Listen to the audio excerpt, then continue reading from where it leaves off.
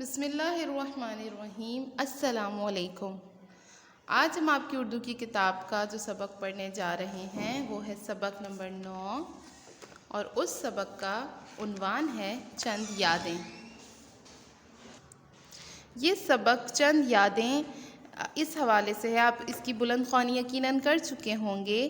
اس میں بتایا گیا ہے کہ ایک بچہ ہوتا ہے، وہ ہسپتال میں داخل ہوتا ہے، اور وہ چھوٹا سا بچہ ہے، جماعت سوم کا ہی طالب علم ہے، آپ جتنا بچہ ہے، لیکن وہ کسی بیماری کی وجہ سے اسپتال میں داخل ہوتا ہے اور اس کا نام ابراہیم ہوتا ہے، لیکن وہ اپنی رودات سنا رہا ہے، اپنا حال بتا رہا ہے، اور وہ لکھ رہا ہے کہ آج میں بہت خوش ہوں کیونکہ آج میں ہسپتال سے گھر چلا جاؤں گا، اور میں اس لیے خوش ہوں کیونکہ مجھے گھر جا کے نہ ہی دوائیاں کھانی پڑیں گی اور نہ ہی ٹیکا لگے گا۔ ٹیکا کسے کہتے ہیں؟ انجیکشن جو لگتا ہے نا، جس سے بچے بہت ڈرتے ہیں، تو ابراہیم بھی ڈرتا تھا، تو وہ کہتا ہے کہ آج میں الحمدللہ صحت یاب ہو گیا ہوں تو گھر چلا جاؤں گا، گھر جانے کے بعد میں اسکول جاؤں گا، دوستوں سے ملوں گا اور سب سے خوب کھیلوں گا اور دل لگا کر پڑھائی بھی کروں گا۔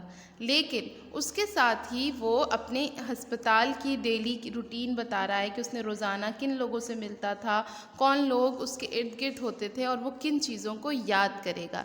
اسی لیے اس سبق کا نام ہے چند یادیں۔ سب سے پہلے اس نے بتایا کہ جب میں ہسپتال سے گھر جاؤں گا تو مجھے اس وارڈ کی کھڑکی سے نظر آنے والا خوبصورت باغیچہ بہت یاد آئے گا۔ باغیچہ کسے کہتے ہیں؟ باغ کہتے ہیں ایسی جگہ کو جہاں پر گھاس ہو، پھول ہوں، پودے وغیرہ ہوں، درخت ہوں، اور باغیچہ اسی باغ کو کہتے ہیں، لیکن وہ چھوٹا ہوتا ہے۔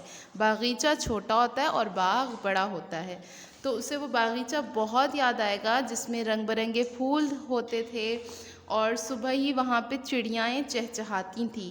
یہاں پہ اگر آپ دیکھیں چڑیاں، ویسے تو ہم لکھتے ہیں چڑیا، ایک چڑیا، لیکن چڑیا کی جمع کیا ہوتی ہے؟ چڑیاں، نون غنہ آخر میں آ جاتا ہے، تو یہ بن جائے گی چڑیاں۔ صبح صبح درختوں پر چہچہاتی ہیں، اور چہچہانا چڑیا کے بولنے کو چہچہانا کہتے ہیں۔ باغیچے سے آنے والی ہوا جو تازہ دم کرتی ہے، ان کو میں کیسے بھولوں گا؟ میرے ساتھ والے بستر پر لیٹا عامر میرا کتنا اچھا دوست ہے، وہ مجھ سے پوچھتا ہے کہ جب تم گھر چلے جاؤ گے تو کیا مجھ سے ملنے آیا کرو گے؟ تو پھر ابراہیم کہہ رہا ہے بھلا کیوں نہیں آؤں گا، میں ضرور ملنے آؤں گا تمہاری خیریت پوچھنے۔ اور اسی طرح ابراہیم یاد کر رہا ہے کہ میں آسیہ آنٹی کو بہت یاد کروں گا جو کہ صفائی ستھرائی کا خیال رکھتی تھی۔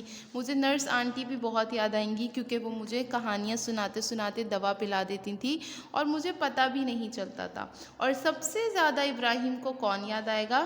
ڈاکٹر انکل، کیونکہ ڈاکٹر انکل اسے بہت پسند تھے۔ وہ جیسے ہی وارڈ میں داخل ہوتے مسکراتے ہوئے تو سب بچے اپنی ساری تکلیف بھول جاتے تھے، اور وہ بہت اچھی اچھی باتیں کرتے تھے۔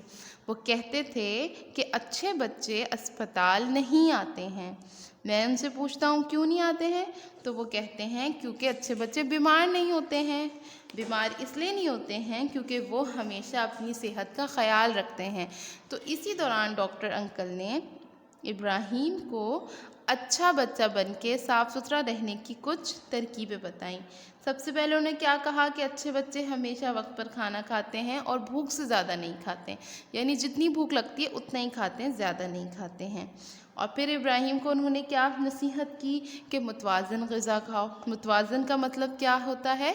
ایسی غذا جس میں نہ ہی زیادتی ہو نہ ہی کمی ہو، نہ ہی تیل کی زیادتی ہو نہ ہی غذاؤں کی زیادتی ہو، اناج کی بھی زیادتی نہ ہو، اور اس سے مراد یہ بھی ہے کہ اس میں ایسی چیزیں شامل نہ ہوں جو کہ آپ کی صحت کو نقصان دیتے ہیں، یعنی کہ اس میں نہ نمک زیادہ ہو نہ مسالے زیادہ ہوں۔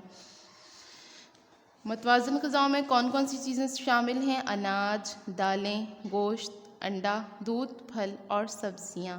اور پھر انہوں نے یہ بھی کہا کہ کھانے سے پہلے اور کھانے کے بعد صابن سے اچھی طرح ہاتھ دھو، رات کو سونے سے پہلے اور صبح ناشتے کے بعد باقاعدگی سے دانت صاف کرو، رات کو جلدی سو جاؤ اور صبح جلدی اٹھو، ہر روز ہلکی پھلکی ورزش کرو، ہمیشہ خوش رہنے کی کوشش کرو۔ ڈاکٹر انکل نے صحت مند رہنے کے لیے یہ سب باتیں بتائی ہیں، تو اس پر ابراہیم کیا کہہ رہا ہے کہ انشاءاللہ وہ ان تمام باتوں پر عمل کرے گا۔ اور ابراہیم کے ساتھ ساتھ ان تمام باتوں پر کون عمل کرے گا؟ آپ سب بھی عمل کریں گے۔